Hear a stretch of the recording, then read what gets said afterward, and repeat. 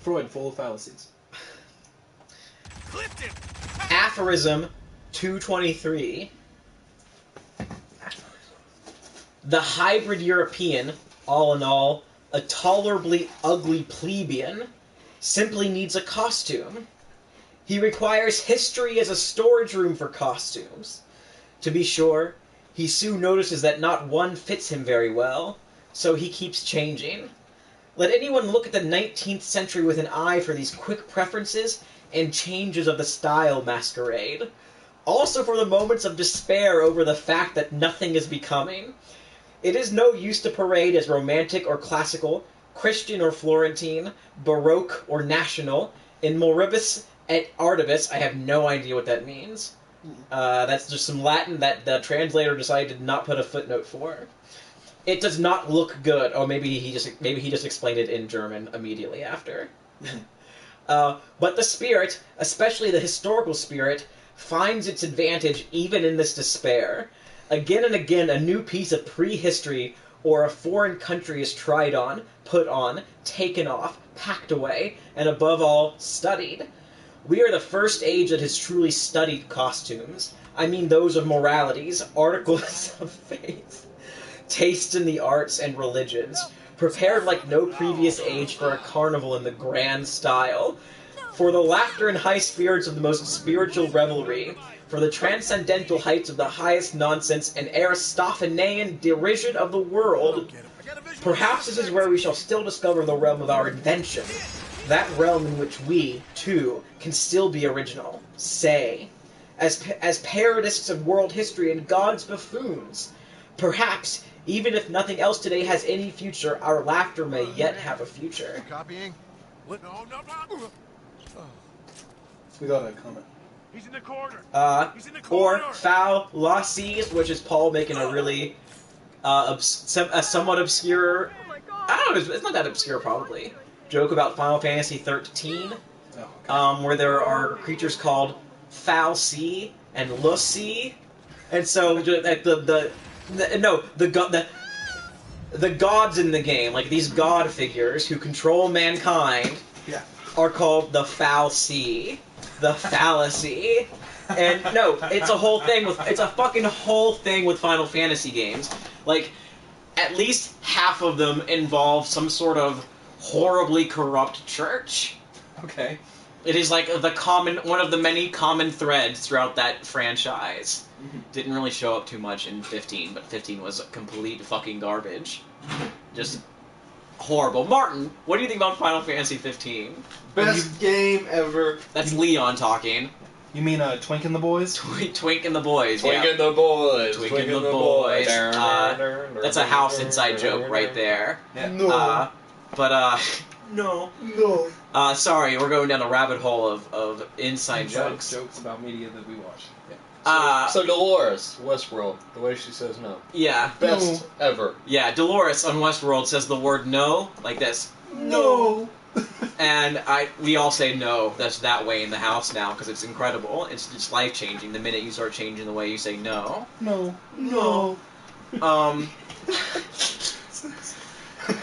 But yeah, Final Fantasy 13 and the Fal'Cie is a whole goddamn thing. Actually, I am a Final Fantasy 13 apologist. I think that game is actually really good, and I like it a lot. What about 15? No, 15 is a fucking disaster. It really is. 13 I like so much until the final act, at which point it becomes just absolute nonsense. Like, incomprehensible nonsense. Okay. Like, the entirety of Final Fantasy 15. I don't know. Fair enough. Based on what I've seen from Final Fantasy, I just never want to play one ever again. That's fair. Like, if my first exposure to Final Fantasy was fucking 15, and not, like, 7, or which was my first one, and not 7, I probably would hate that goddamn franchise. Fortunately, I came on with, like, one of the best in the whole series. Yeah, like, there were several points in that game where we couldn't figure out among the four of us what the plot was. We had no idea what's happening. None. I mean, things were happening on the screen. Yeah, there were things happening, and we can tell you what those things were. But figuring out how any of that bullshit added up to something comprehensible was completely beyond us. It was impossible. And it's because it is complete bullshit. I'm sorry. Yes. We played the whole thing. Oh, we beat that fucking piece of shit that like has maybe ruined the entire franchise for me. But yeah, no, Paul, that's absolutely why I named this Hitman Jenseits von Guten Bose. That was 100% me. Like, I literally talked about the Xenosaga games with my roommates before we started playing. Yes. How fucking good is Xenosaga 1? That game is fucking great. And then the entire series goes to complete shit after that. It sucks. Ugh, that makes me sad. That was such a that game had so much potential, like as a series, as a franchise, and it did not live up to it at all. Like, this game is like more and more like a metaphor for life. Just like frustrating. Frustrating, disappointing. Lots of people die. Everybody dies. For no reason. Everybody dies for no fucking reason. We are volunteering to concoct a strategy in which we kill every single person in the Paris map as we read Friedrich Nietzsche to each other and talk about Nietzsche. I think this is a great idea. Oh no, this is fantastic. Like, I don't know if anybody's ever decided to put Hitman and Nietzsche together, but they should have. Like, a long time ago. This might be the first time in the existence of the universe that Nietzsche and Hitman shared the same space. That's fine. Right. If that's the only thing I contribute to human existence, like, I'm okay with that, I think. That my bar's real low at that point, but I mean I get it. You might not have another choice, you know. I mean, take for example, this guy right here. Mm-hmm. He probably has a family. He probably has kids. No, Agent 47 has like no people. Then he's done. He in the second game he has a friend that's a priest, and like the CIA murders his priest friend at the very beginning of the game. Like, and then they try to like shoot people. They can't do that. Oh yeah, I think you're dead. And then I die at the end. No matter what I do, I die. Leon, you know, how are you gonna lead the Revolutionary Vanguard if you can't? Kill like 400 people in this level. Listen, you're confusing me with my cousin Leon the Trot. You're Leon the Globetrot. I'm the Globetrot. Leon the Globetrot. Okay. All I do is basketball. Vanguard of Revolutionary Hoopers. Right. Imagine a Soviet-themed Harlem Globetrotters for a second. Like, what would the iconography? Sounds like a bunch of hoopla. A bunch of hoopla. Wah, wah. Oh. No. All right. Oh yeah. I have the passage. Oh yeah. Did we talk about it at all? No. Should I read it again? Right. It's a metaphor for life still. You read a passage, it does not causally affect the conversation whatsoever. We've reached that part of the stream, Which is fine. Which is fine. If you can't have Nietzsche and some jokes, what's the point? Listen, I guess we could call it like an anti-butterfly effect. What? You know, it's like no. You know, like a butterfly effect. What, like something big happens and it affects nothing? Right, exactly. That's pretty good, actually. Okay. Like murdering foreigner people. Affects nothing.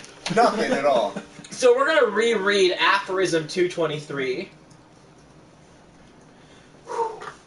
The hybrid European, all in all a tolerably ugly plebeian, simply needs a costume. He requires history as a storage room for costumes. To be sure, he soon notices that not one fits him very well, so he keeps changing. Let anyone look at the 19th century with an eye for these quick preferences and changes of the style masquerade. Also for the moments of despair over the fact that nothing is becoming. It is no use to parade as romantic or classical, Christian or Florentine, Baroque or national, in morbis et artibus. It does not look good, but the spirit, especially the historical spirit, finds its advantage even in this despair.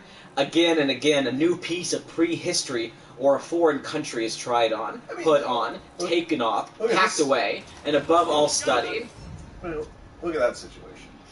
I knifed the guy, he shot me, we died at the same time. What was the purpose? Why'd I do it?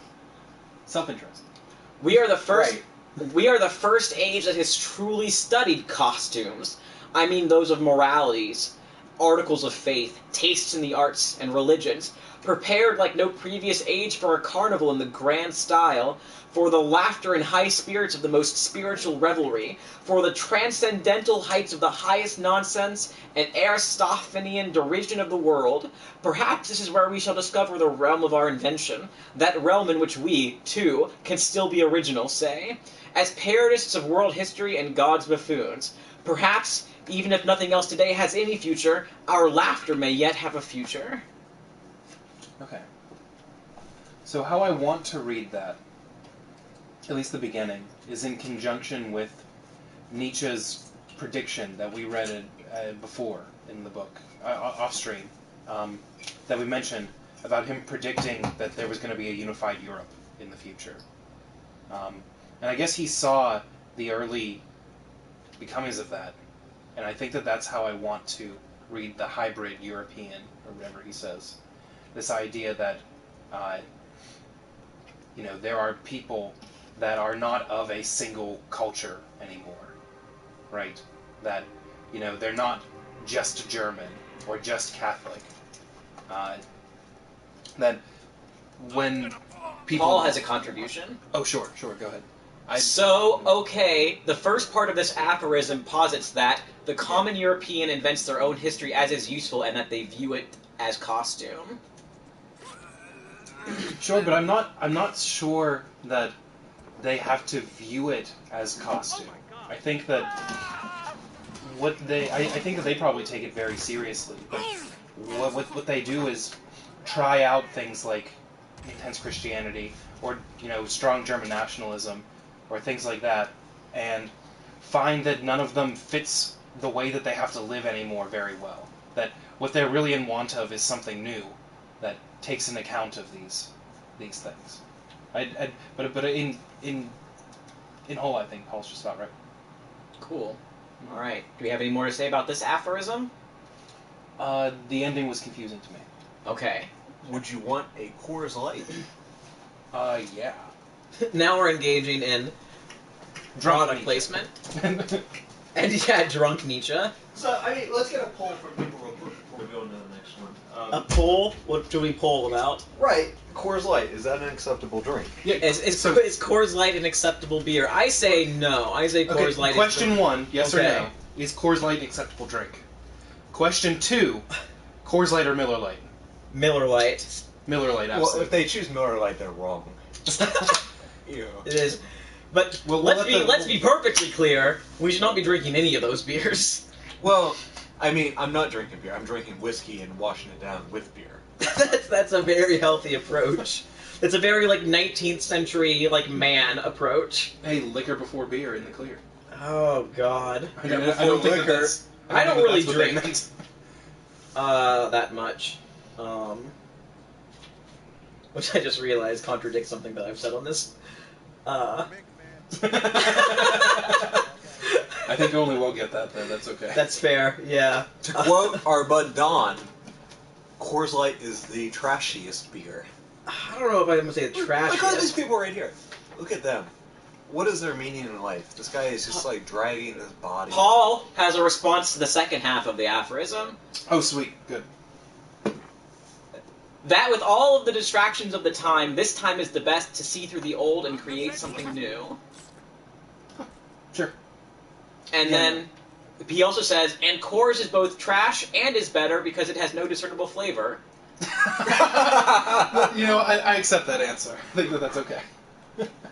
I also live in Chico, California, and kind of love my local Sierra Nevada. Oh, look yeah. at me. I'm Paul. I got Sierra Nevada just around in my local neighborhood, fresh. Be nice, Leon. Oh, no, In all fairness, I fully support Sierra Nevada 100%. right, if I was Paul, I'd be really happy. Look at this guy, too. Oh, stab. The other guy saw you. Shit. I'm actually... He said he lives in California. Yeah. I'm going to California in a couple weeks. So it's kind of fun. Nice. Yeah. For grad school stuff? Yeah, for an interview with Berkeley. Nice. Yeah. Awesome. You're gonna get into so many cool schools. I hope. Either that or your life is over. Or I'm literally done. I mean, I don't... Done? Done seems like a strong word. Well, either that or I die a failure. Okay. All right. Oh, buddy. Time I for just the- know my